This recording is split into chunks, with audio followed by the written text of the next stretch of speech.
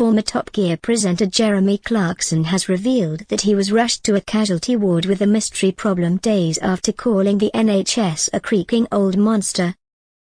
Not long after writing a scathing critique of the NHS, in which he claimed that many foreign doctors working in eye hospitals are only in the UK because they've been barred from practicing in their home countries, Jeremy Clarkson found himself in hospital.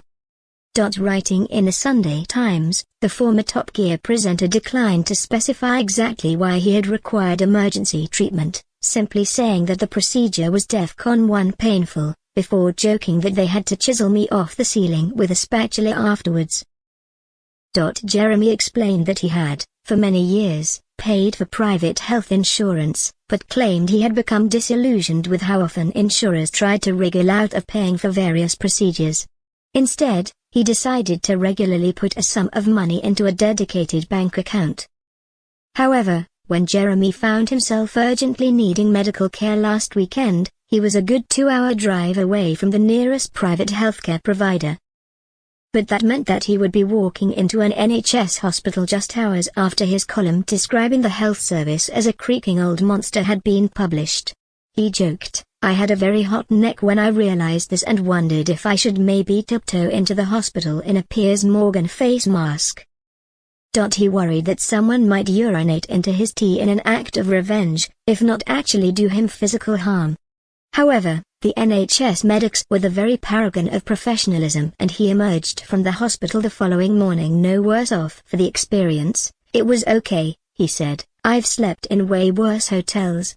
Despite having slammed the health service in his column, Jeremy says he had no complaints about the treatment he received. "I genuinely couldn't find anything to moan about at all. The doctors, the nurses and everyone I met were kind.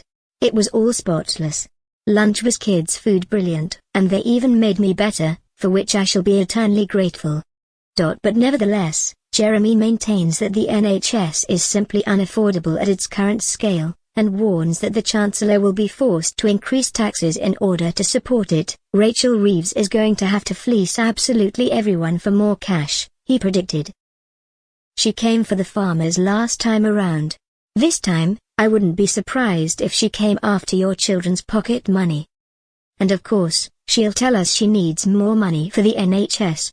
He listed a number of things that might be banned in order to lessen pressure on the health service, including tanning salons, wood-burning stoves, and meat, before going on to suggest that the government would encourage more migrants to move to the UK in order to lower wage bills.